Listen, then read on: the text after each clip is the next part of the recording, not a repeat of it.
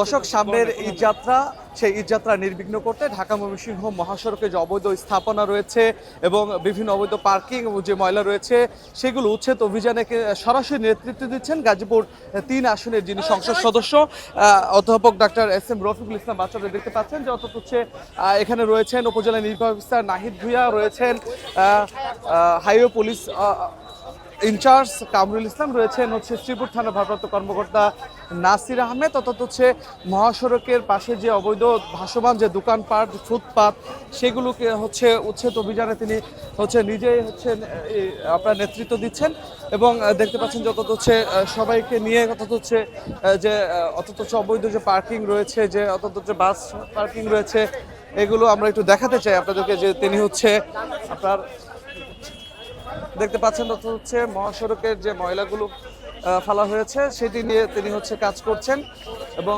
সেটি কিন্তু হচ্ছে তিনি ব্যবস্থা নিচ্ছেন এবং তিনি বলছেন যে অর্থাৎ হচ্ছে আপনার মহাসড়ক যেন নির্বিঘ্নে অর্থাৎ ঈদ যাত্রাটা হয়, অর্থাৎ হচ্ছে গাজীপুর যেহেতু একটি শিল্প অধ্যুষিত এলাকা সেটি যেন হয় সেটি নিশ্চিত করার জন্য কিন্তু হচ্ছে তিনি আপনার হচ্ছে কাজ করছেন, সেটি আপনাদেরকে আমরা দেখানোর চেষ্টা করছি। অর্থাৎ হচ্ছে তিনি হচ্ছে মার্কেটের যারা হচ্ছে অবৈধ দোকানদাররা যারা দখল করে রেখেছেন তাদের সাথে হচ্ছে কথা বলছেন, সেটা হচ্ছে আপনাদেরকে দেখানোর চেষ্টা করছি। তাদের সাথে তিনি কথা বলছেন, আমরা সেটি আপনাদেরকে দেখানোর চেষ্টা করছি। দেখতে পাচ্ছেন কথা বলছেন, সেটি আপনারা দেখতে পাচ্ছেন এবং যেহেতু হচ্ছে ঈদুল আজহার হচ্ছে ছুটি শুরু হয়ে যাবে এবং সেই শুরু হওয়ার পরপরই কিন্তু হচ্ছে ঢাকা ময়মনসিংহ মহাসড়কে কিন্তু ব্যাপক চাপ পড়ে, অর্থাৎ হচ্ছে সেটি আপনাদেরকে দেখানোর চেষ্টা করছি। অর্থাৎ হচ্ছে দেখতে পাচ্ছেন আমরা একটু কথা বলতে চাই যে অর্থাৎ হচ্ছে সামনে যেহেতু ঈদুল আজহার ঈদ যাত্রা রয়েছে, ঢাকা ময়মনসিংহ মহাসড়ক গুরুত্বপূর্ণ একটি জায়গা, সেটি হচ্ছে নির্বিঘ্ন করতে আসলে কি কি উদ্যোগ নিচ্ছেন এবং প্রশাসনের কাদেরকে আজকে রেখেছেন? শোনেন, ঈদকে টার্গেট করে তো আছেই। আমরা মাওনাকে আসলে বাসযোগ্য করতে চাই। মাওনা চৌরাস্তা আমাদের শ্রীপুরের সবচেয়ে বড় ব্যবসায়িক প্রাণকেন্দ্র। এখানে সারা এলাকার মানুষ এখানে আসতে হয়। এখানে প্রচুর হাসপাতাল আছে, এখানে ব্যবসা কেন্দ্র আছে, হোটেল আছে, নানান কিছু সব ব্যবসার মোটামুটি বলতে চাই যে এটা ব্যবসার প্রাণকেন্দ্র। কাজেই এই এলাকাকে যদি আমরা পরিষ্কার পরিচ্ছন্নতা না রাখতে পারি তাহলে আমাদের সকল প্রচেষ্টা ব্যর্থ হবে। আমরা চাই যে এই এলাকাকে যানজট মুক্ত করে রাখতে। ইতিমধ্যে সরকার, আপনারা জানেন যে এটার মাওনা চৌরাস্তা ইজারা বাতিল করেছে। সরকারের পক্ষ থেকে আমরা সহযোগিতা পেয়েছি, প্রশাসনের পক্ষ থেকে সহযোগিতা পেয়েছি। আমরা আশা করি যে ময়লা আজকে থেকে অপসারণ শুরু হলো, সকল ময়লা আমরা পরিষ্কার করে ফেলব।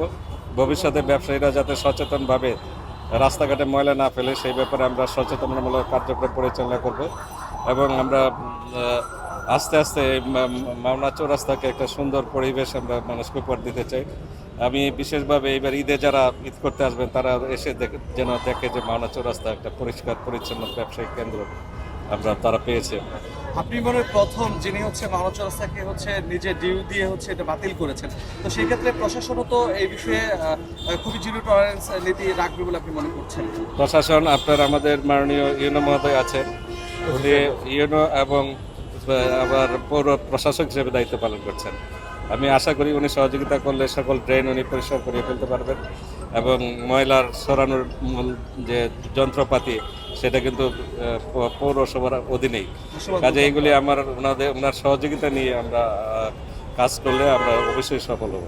যে আমরা একটা উপজেলা নির্বাচনের কাছে জানতে চাই যে এখানে তো স্থানীয় যিনি সাংসদ আছেন তিনি নিজেই চান যে মাওনা চৌরাস্তা ভাসমান দোকানপাট মুক্ত হোক এবং সে বিষয়ে উনি ব্যবস্থাও নিয়েছেন।